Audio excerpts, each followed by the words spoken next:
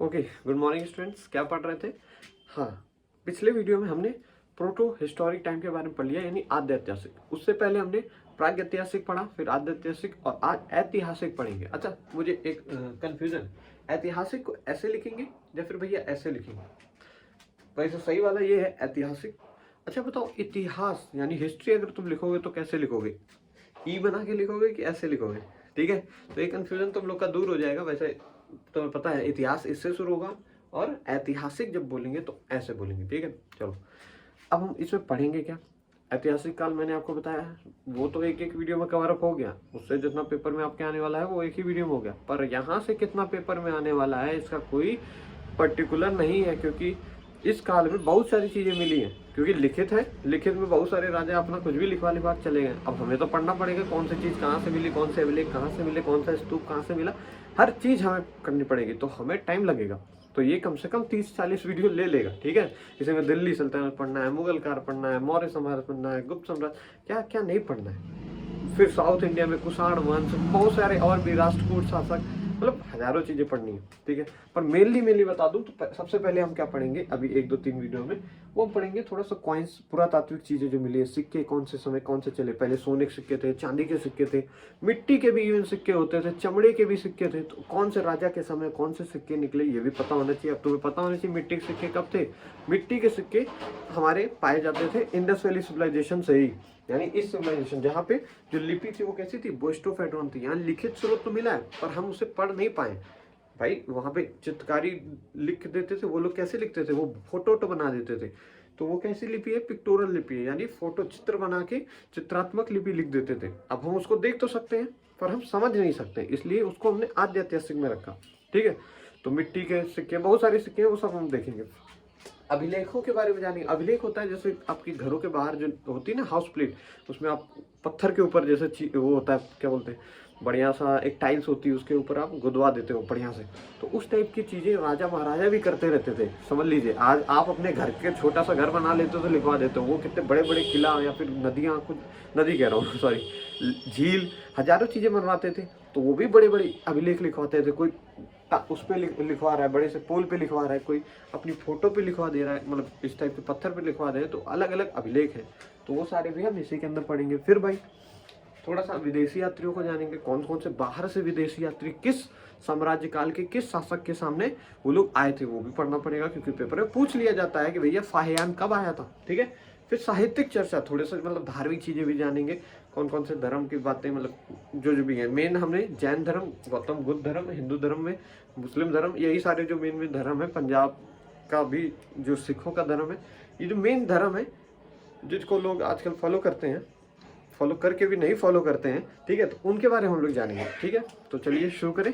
Okay okay, देखो आप यहाँ पे मैंने सारे सिक्के लिख दिए एक ही बार में, ताकि टाइम बच जाए अपना और हम याद करने पे ज़्यादा फोकस कर सके। जितने भी सिक्के जैसे जैसे जिस काल में चला है, जिसने भी चला है, वो सारे नाम हम लिख डाले हैं। देखो टेराकोटा का सिक्का मैंने भी बताया इंडस वैली सिविलाइजेशन में ही था, और ये मिट्टी का सिक्का था, कोई सब्सटेंस नहीं था। किससे बना दिया था, मिट्टी से ही सिक्का बना दिया था, टेराकोटा। याद रखना नाम, टेराकोटा इसका नाम है, बहुत इंपॉर्टेंट है, मिट्टी का सिक्का है।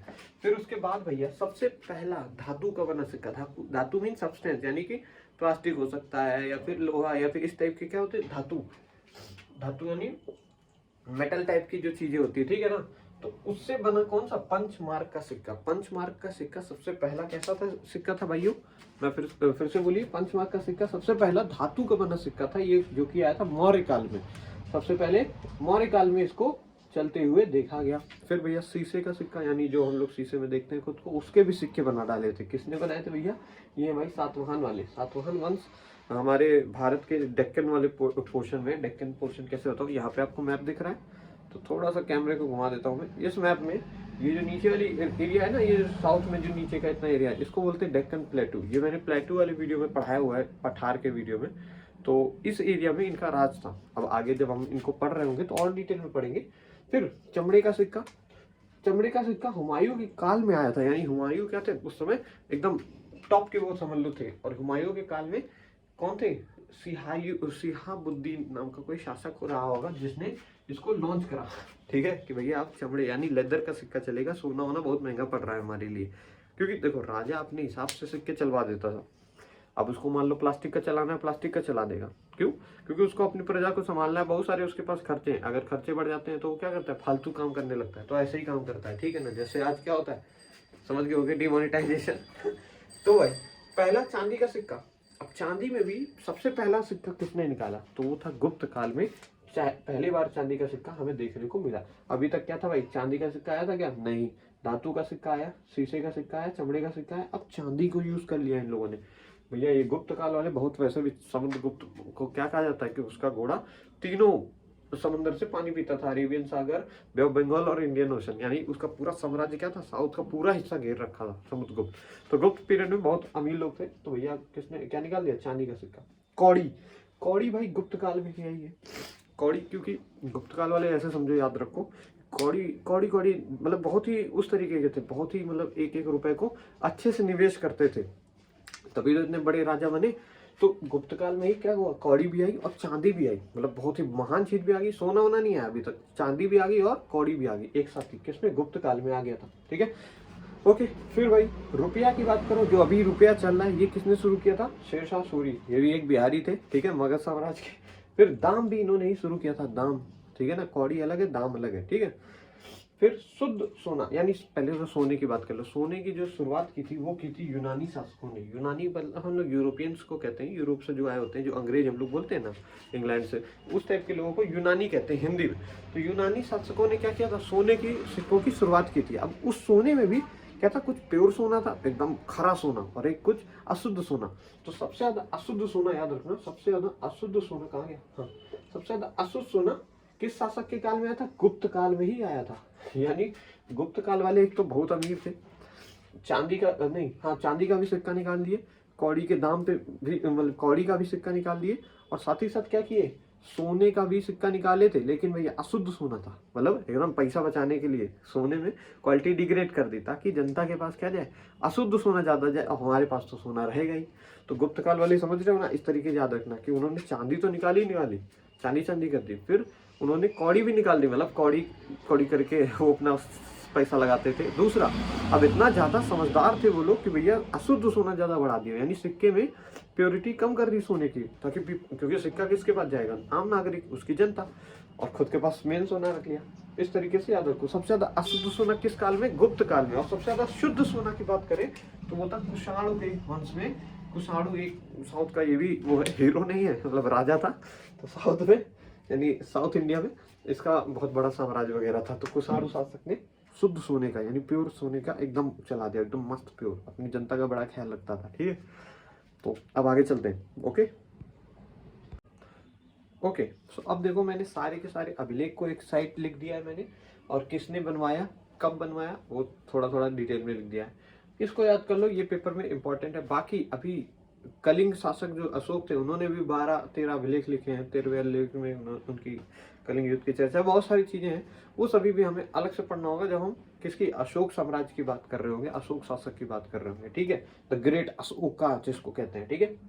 तो अभी हम सबसे पहले देखते हैं हाथी गुफा अभिलेख, नाम इसका ऐसे है, हाथी गुफा अभिलेख। इसको भाई कलिंग के राजा खारवेल ने बनवाया था, याद रखना, कलिंग के राजा खारवेल ने बनवाया था। और इसमें कलिंग युद्ध की चर्चा है। कलिंग देखो क्या है, उड़ीसा वाले पार्ट को कहते हैं। अगर मैं मैप को दिखाऊं आपको, यार मैप बार बार दिखाना पड़ता है, इधर दिखा दूं तो यहाँ पे देखिए, आप देख पा रहे होंगे, हाँ, इस मैप में ये है कौन सी, कलिंग, यानी कि ये उड़ीसा वाला पार्ट है, दिख रहा है, इसको मैंने हाईलाइट कर दिया। इस पार्ट को क्या कहते हैं, उड़ीसा।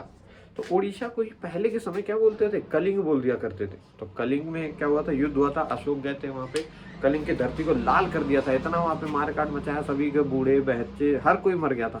तो उसको देख के जब उन्होंने देखा कि यार युद्ध से तो केवल केवल हानि ही होती है, फिर उनका थोड़ा सा मतलब उन्हें लगा कि नहीं यार, अब गलत काम बहुत ज्यादा कर लिए, अब थोड़ा सा अच्छे काम भी करने चाहिए मुझे।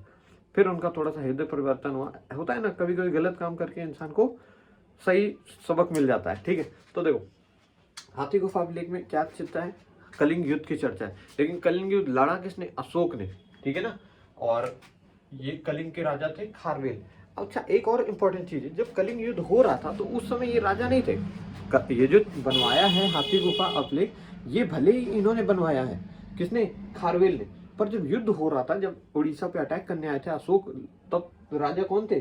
तब थे नंद राज। ये गंग वंश के राजा थे, एक मतलब डायनेस्टी जैसे ना, गंग वंश। ये थोड़ा सा इंपॉर्टेंट याद रख लो भैया। अभी आगे जब कलिंग युद्ध पढ़ाऊंगा तो उसमें फिर से बताऊंगा कि कब किन दो लोगों के बीच में लड़ाई हुई। तो अशोक और इन नंद वंश, क्या नाम है, नंद राजा के बीच में युद्ध हुआ था। गंग वंश के क्या है, वहां के राजा थे। गंग वंश साम्राज्य था एक, उस समय का नाम दे देते हैं, ठीक है। तो समझ गए। हाथी गुफा अभिलेख किस चीज से संबंधित है? कलिंग के युद्ध से संबंधित है, और इसको बनवाया खारवेल के राजा ने था। लेकिन कलिंग युद्ध के समय राजा कलिंग के कौन थे? नंदराज थे, ठीक है। इनसे लड़ाई हुई थी अशोक की, ना कि इनसे, खारवेल से। पर खारवेल ने पहले, बाद में जब लड़ाई वड़ाई हो गई तभी तो अभिलेख लिखवाया होगा कि भैया यहाँ पे बहुत ज्यादा मारकाट हुई है, ये डिटेल में छिपा दिया और हमने उसको क्या किया, पढ़ लिया, ठीक है। तो समझ में आ गया ना हाथी गुफा अभिलेख क्या है, कलिंग युद्ध की चर्चा है, खारवेल ने बनवाया था। ओके। ऐहोर अभिलेख, ऐहोर अभिलेख देखो पुलकेशिन द्वितीय ने बनवाया। ये भी साउथ का मतलब एक बहुत बड़ा गैंगस्टर टाइप नहीं है, मतलब राजा थे। कौन? पुलकेशिन। ऐहोर अभिलेख मतलब इस अभिलेख का नाम है, अभिलेख मतलब गुदवा दिया होगा, तो उस अभिलेख का नाम क्या है? ऐहोर।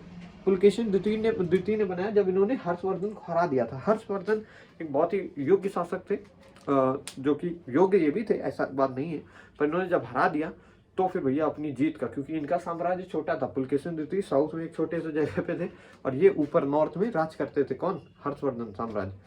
तो भैया इनको हराने पे खूब खुशी हुई। खुशी में इन्होंने क्या किया? गुदवा दिया कि भैया ये देखिए मैंने ऐहोर में, ऐहोर मतलब नाम देके कि भैया ऐसा ऐसा मैंने कांड किया है, मैं जीत गया हूँ नॉर्थ को, ठीक है। जब राजा जीत जाता पगला जाता था, ठीक है। फिर आता है जूनागढ़ का अभिलेख। ये देखिए जूनागढ़ के अभिलेख को लिखवाया है रुद्रदामन ने। किसने लिखवाया? बहुत इंपॉर्टेंट नाम है, ये पूछा भी गया है अभी हाल ही में। रुद्रदामन ने जूनागढ़ के अभिलेख को लिखवाया है जब सुदर्शन झील का पुनः निर्माण कर रहा था। सुदर्शन झील बनाई नहीं है, पुनः बनाई थी। पुनः मतलब दोबारा से, पुनः निर्माण कर रहा था, तब इसने लिखवा दिया था। और ये भी लिखवाया था कि ये जो झील बनवाई है ये किसने बनाई थी? चंद्रगुप्त ने बनवाई थी, ठीक है, मौर्य नहीं। चंद्रगुप्त शासक, एक बहुत ही महान शासक थे चंद्रगुप्त ने। उन्होंने क्या बनवाया था? ये सुदर्शन झील बनाई थी। ये गुजरात में है आज के समय, ठीक है। सुदर्शन झील कहाँ पे है? गुजरात में। याद रखना है ये किस जगह पे है? सुदर्शन झील गुजरात। ओके। अब प्रयाग ये नाम से ही समझ आ रहा, प्रयागराज यानी इलाहाबाद। आज के समय प्रयागराज भी बोलते हैं उसको, ठीक है। तो ये अभिलेख किसने लिखवाया था? समुद्रगुप्त ने। अच्छा, ये जितने भी अभिलेख हैं इसमें से ये जो लास्ट वाला अभिलेख है ना, ये एक कैसा है? पिलर अभिलेख है।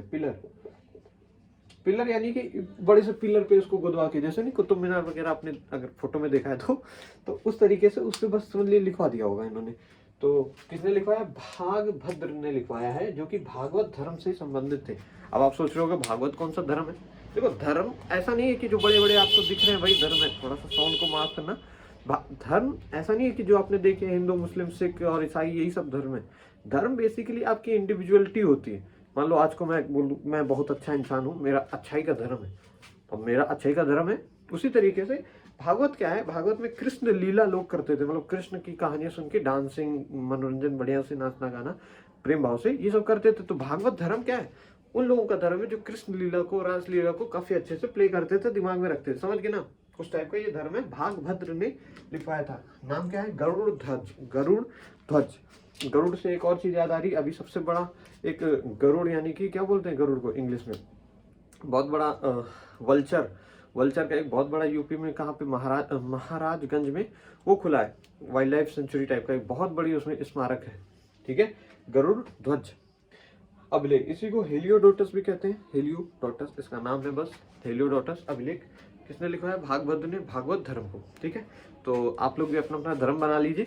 बाकी अगले वीडियो में अब हम लोग आएंगे। अब हम लोग अभिलेख और उसकी चर्चा हो चुकी है, सिक्कों की चर्चा हो चुकी है। अब हम थोड़ा सा जान लेंगे विदेशी शासक कौन कौन से हमारे देश में आए और उन्होंने हमारे देश में आकर क्या क्या चीजें देखी। अब चीजें देखे होंगे तो वो भी लिखेंगे, क्योंकि इस सोर्स में यहाँ पे क्या है, लिखावट पढ़ाई, लिखना पढ़ाई बहुत ही प्रचलित था, क्योंकि नया नया शुरू किया था। जैसे नहीं आपके पास नया फोन आया तो बहुत चलाओगे, तो हर कोई क्या कर रहा था? लिख ही रहा था, क्योंकि लिखना सीखे थे बड़ो 1.5-2 लाख सालों के बाद जाके प्रागैतिहासिक फिर आद्य ऐतिहासिक में लिखना थोड़ा थोड़ा सीखे थे। अब क्या है, बढ़िया सीख गए थे, तो अब लिखते ही चले जा रहे थे। आज तो है, आज कोई लिखता पढ़ता नहीं है, सब यूट्यूब और ये सब करते हैं।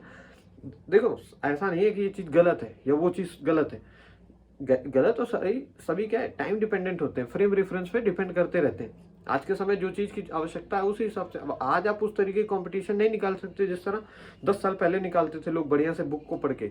बुक पढ़ते रह जाओगे, पेपर में कुछ और आएगा, क्योंकि पेपर बनाने वाले एग्जामिनर भी फ़ोन को यूज़ करते हैं, टैबलेट को यूज़ करते हैं, हज़ारों चीज़ें, तो आपको पढ़ना पड़ेगा उस हिसाब से, समझ रहे हो ना। तो चलो, ज़्यादा ज्ञान की बातें दे दी मैंने, अब हम अगले वीडियो में मिलेंगे, तब तक के लिए जय हिंद।